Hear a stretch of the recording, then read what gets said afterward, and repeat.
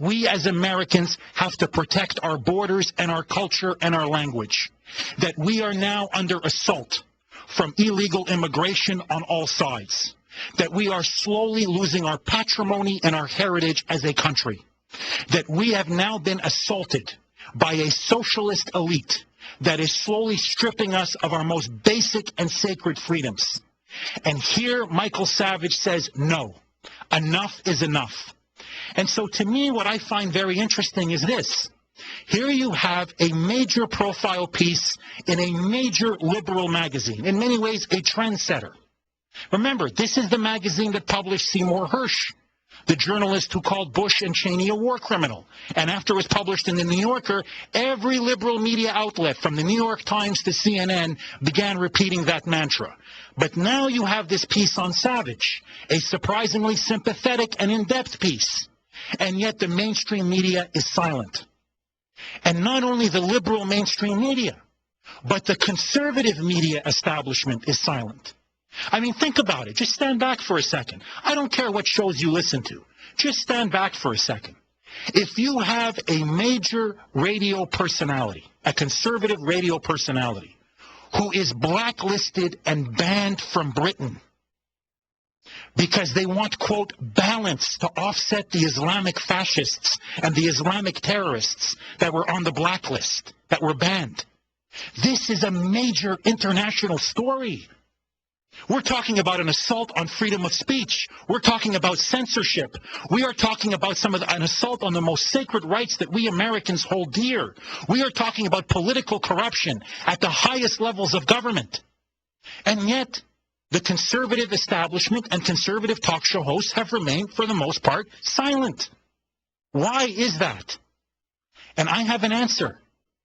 I believe it is because Savage has the guts and the courage to say things that are no longer unthinkable, to say things that are no longer polite, to say things that people no longer believe can be said or should be said. He is stating now clearly and unequivocally, he is now ringing the alarm bell, saying we are slowly losing our country. We are slowly being swamped with third world immigration. We now have illegal immigrants literally getting free medical care, exploiting our welfare system. We have a federal government that is now out of control. We are now being buried under a mountain of debt. We have a government and a country that no longer is willing to stand up to the evil of Islamic fascism. We have a liberal elite and even a conservative elite that is no longer serious about winning the war on terror. In other words, Michael Savage is a nationalist conservative. Most of the other conservative talk show hosts are globalist conservatives. They champion open borders and free trade. Michael Savage champions the very opposite. He champions secure borders and an America first economy. He believes in putting America first because we are all Americans first and foremost. And so what our government should do is not be shilling for the Europeans or for the Chinese or for the Saudis. We shouldn't be in bed with them and leveraging our future and mortgaging our future to them. We should be putting American workers and American businesses and American borders and American citizens first and foremost. This is what's distinguished Michael Savage, and I believe this is why there has been a concerted media effort, both left and right, to be silent about him and to slowly try to ostracize him. But as the New Yorker piece shows, it isn't working. But I want to hear from you. Why is the mainstream media being silent on Michael Savage? And why are conservatives afraid to defend Michael Savage and to talk about the fact that he's been blacklisted and to talk about the fact that he is now one of the most potent, powerful media forces in this country? 1-800-449-8255. 1-800-449-8255. This is Jeff Kuhner sitting in for the living legend, Michael Savage. Armstrong and Getty. They're not bullies with a microphone. Weekday morning, 6 to 10. Talk 910 KNEW.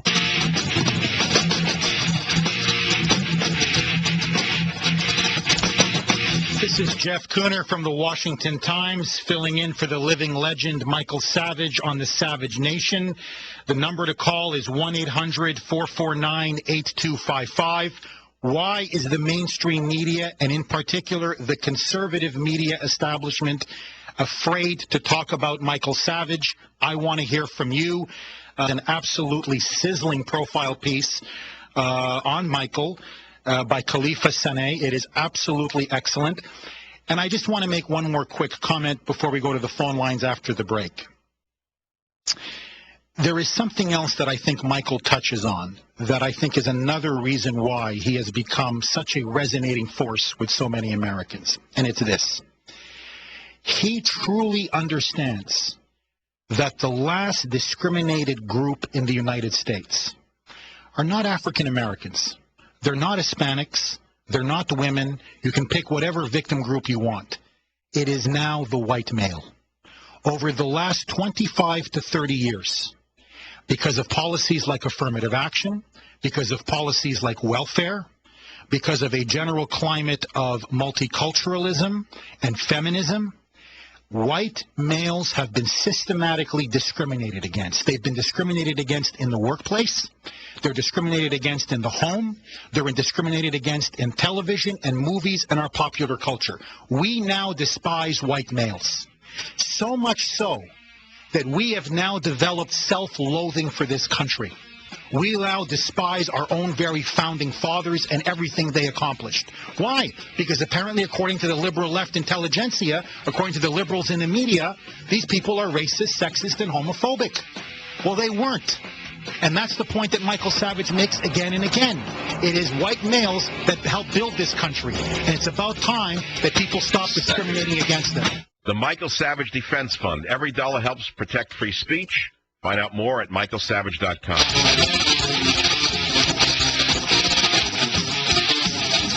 This is Jeff Kuhner from the Washington Times, sitting in for the living legend Michael Savage on the Savage Nation. I want to hear from all of you. 1-800-449-8255. Why is the mainstream media deliberately covering up Savage's popularity? And more importantly, why is the conservative media establishment afraid to talk and address Michael Savage? What are they afraid of? To be perfectly frank, my friends, I think one of the reasons is there's no getting around this fact. A lot of it is professional jealousy and envy. As I've stated before, here I am in the belly of the beast in Washington, D.C. I've been here now for nearly 10 years at the Washington Times. And I have to tell you, this city is built on professional envy and jealousy and constant backbiting and backstabbing. And if you rise up too quickly, too fast, people want to knock you down. And I think there are a lot of conservatives who are frankly jealous and envious of Michael Savage. And in particular, as I said before, of the way he's done it. He has done it by not towing the Republican line. He's done it by not towing the conservative line. He is somebody who speaks his own mind. He is a genuine maverick. For example, I thought he was dead on about John McCain when he came out and said John McCain is an extremely weak candidate. And if conservatives aren't careful, you're going to have Barack Obama win the presidency and you're going to have socialism. Well, he was right. And again, he's been warning. Look at the fanfare over Sarah Palin. It's almost a cult of personality. And again, Michael Savage is the only one coming out saying, look, she may be a good governor of Alaska. Nothing personal against her. The way the media has been treating her and trashing her is despicable, but she is not presidential timber. And if conservatives put all their eggs in her basket, they're going to get slaughtered again in 2012 as they did in 2008. And so I think in many ways it's his independence and his success that I believe is fueling a lot of this silence and profound, deep resentment, not just by the left, but by many on the right. But I want to hear from you. Let's go to Todd in New Hampshire, 1-800-449-8255. Todd in New Hampshire, welcome to the Savage Nation. Thank you. Good to talk to you. I believe that the mainstream media is afraid that they're going to make him even more popular than he is now.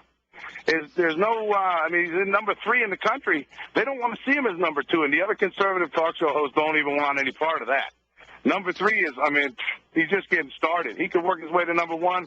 They're fearful. Everybody's fearful he's going to get more popular, more people, more listeners. Everybody's going to be getting all the information that they need instead of the information that everybody else is throwing out there to them. Todd, you nailed it. Bingo. You absolutely nailed it. This, to me, is the heart of the issue. What you are now seeing is that conservatives in particular are afraid that, I don't believe the numbers, by the way. I'll be honest with you. I don't think he's number 3. I suspect he's number 2. I could be wrong, but anyway, okay, fine. Let's just say, for argument's sake, he's number 3. If you give him more attention, if you give him a bigger platform, if you give him a bigger forum, they're worried that deep down, people are going to listen to him and they're going to like it. They're going to agree with him. Because you know what? What he speaks, when he talks about issues, people listen. And people agree with him.